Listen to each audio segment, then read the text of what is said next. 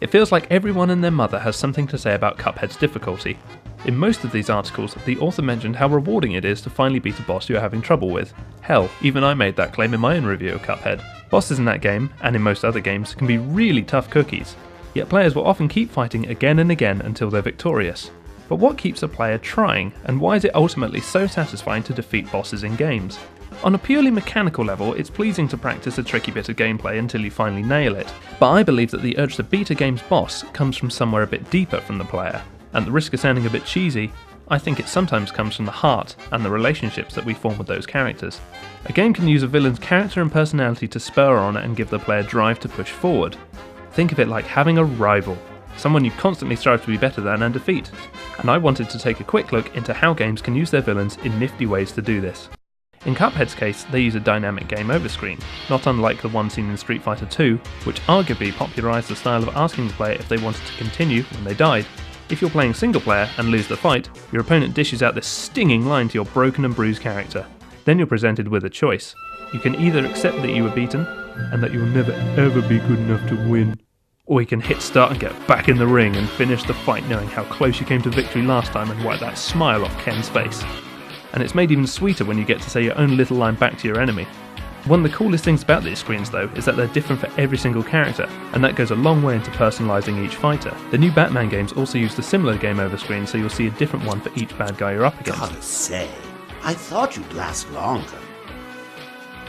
Because the characters are so lively here, seeing these scenes is almost like a little bonus, and just the right push to get you back in the action. Cuphead uses this technique brilliantly though, with a fighting quote that's once again different for each boss and each of their forms.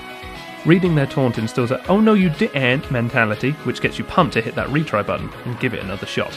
Cuphead takes this a little further with this flagpole marker that shows you just how far you get each time you battle, so you can visualise your achievements. When you get your personal best, you get that little rush and think, just one more go. So even when Cuphead is beating you down with its brutal difficulty, it's giving you just the right amount of encouragement to keep you going. It's impressive just how much personality these games can cram into a single enemy considering how short a time they're on screen. The best villains though, are the ones you build up a rivalry with across the course of the entire game. Two that instantly come to mind are Andrew Ryan from Bioshock and GLaDOS from Portal. These weren't dime-a-dozen moustache-twirling bad guys, they're characters in their own right. Each feel omnipresent and both of them call you up on the radio or over the speakers to berate you. In Andrew Ryan's case, he undermines your political beliefs and calls you the worst kind of man. And GLaDOS just makes jibes about your BMI. Congratulations. Not on the test. Most people emerge from suspension terribly undernourished. I want to congratulate you on beating the odds and somehow managing to pack on a few pounds. Which is just plain rude, but deliciously passive-aggressive. Serious or comedic, their voice follows you around constantly, and your relationship with them evolves over time until you feel like you actually have a stake in the game's story. You get the real sense that you are the only one capable of thwarting them, and the chance to be the story's hero becomes a tempting offer. My all-time favourite game villain is probably Gruntilda from Banjo-Kazooie. She's a nasty mix of the Wicked Witch of the West and Snow White's stepmother, who steals your sister to drain her beauty.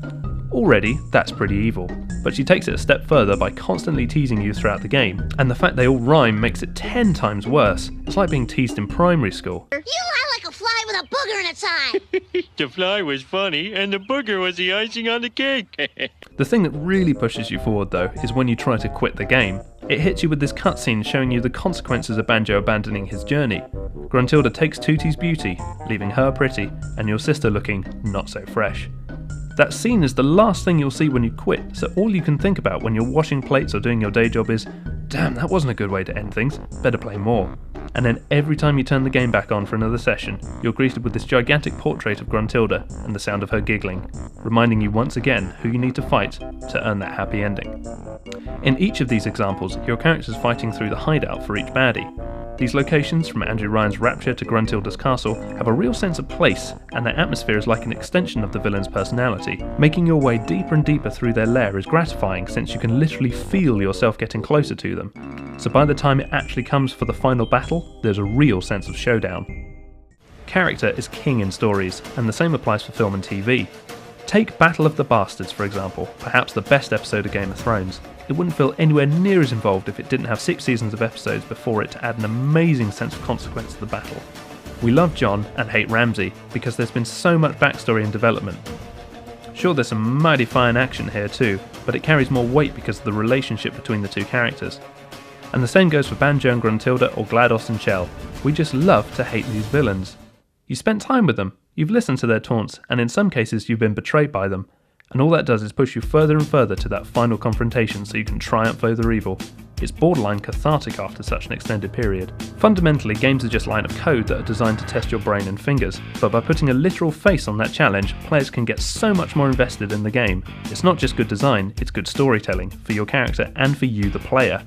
The experience is made that much more rewarding when there's been a genuine struggle along the way, when you've butted heads with your rival but come out on top despite the odds. All these bad guys put you through your paces, but don't be surprised if you find your rivalry to be strangely motivational. Going up against the boss is often like being in a rocky training montage, with their trash talking and game over screens spurring you on. Even when you get knocked down, you want to get back up and defeat them. And again, as cheesy as it sounds, it's about how hard you can get hit and keep moving forward. There's always a way to beat that boss. Defeating them can provide some of the most memorable and satisfying moments for any gamer.